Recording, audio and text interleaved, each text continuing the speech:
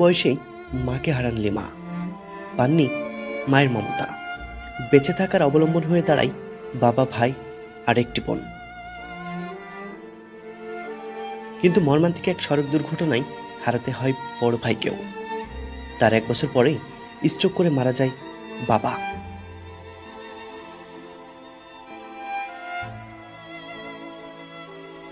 পরপর দুটি মানসিক ধাক্কা সামলিয়ে স্বাভাবিক জীবনে ফিরে আসলেও তাকে মুখোমুখি হতে হয় আর বড় দুঃসংবাদের। গত বছরের ডিসেম্বরে স্বামী তানজির আহমেদ হঠাৎ অসুস্থ হয়ে পড়লেন। চিকিৎসা করাতে গিয়ে জানতে পারেন তার স্বামীর 2টি কিডনি বিকল হয়ে পড়েছে। স্বামীকে সুস্থ করার জন্য ঢাকা শহরের বিভিন্ন বড় বড় চিকিৎসকের শরণাপন্ন হয়েও সমাধান পাননি তিনি। অন্যদিকে ব্যয়বহুল চিকিৎসা খরচ মেটাতে গিয়ে শেষ হয়ে গেছে ব্যবসা প্রতিষ্ঠানটিও।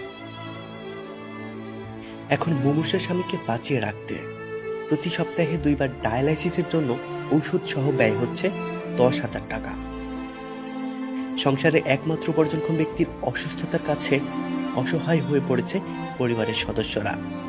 এই অবস্থায় স্বামীর চিকিৎসার খরচ ও 3টি শিশু সন্তান নিয়ে সংসার চালাতে দ্বারস্থ হতে হচ্ছে স্বজনদের কাছে। আসলে আমি আমার কষ্ট বা আমার এই অবস্থাটা আমি কাউকে বোঝাতে পারছি না। কোনো অবস্থাতেই আমি আমার সব কিছু আমি হয়তো কাউকে খুলেও বলতে পারছি না।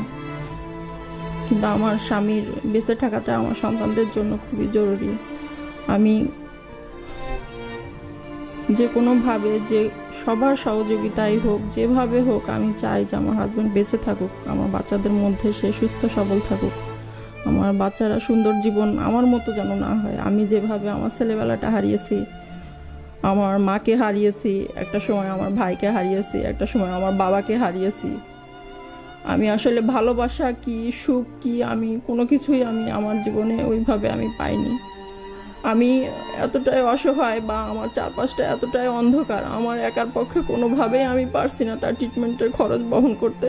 সবাই যদি আমার সন্তানদের দিকে একটু মুখ তুলে তাকান, তাদের কথা চিন্তা করে যদি আমার স্বামীর সুস্থতার জন্য, চিকিৎসার জন্য কিছুটা সহযোগিতা করেন।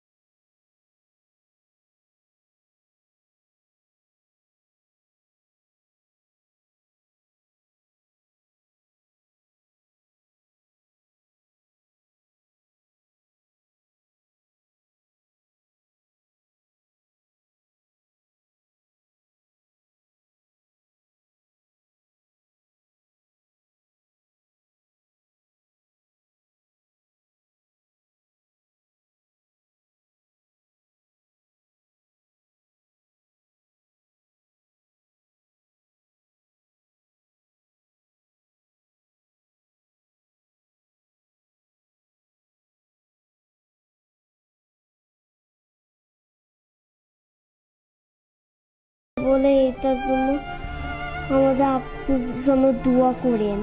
আসলে এই ব্যথাগুলো বোঝানো যায় না, খুব কষ্ট হয়।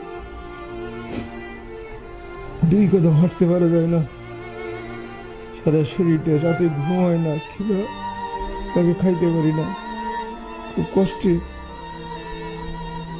এখন আমার এমন একটা পরিবেশ, আমি নিজে তো কিছু করতে পারি না। এখন বাচ্চাগুলো খুবই ছোট ছোট, মেয়েই পড়ে ক্লাস 6-এ। তাদের ভবিষ্যৎ আসলে এখন আমার জন্য অন্ধকার। পিতা হয়ে আমি আসলে এখন আসলে কিছু করতে পারছি।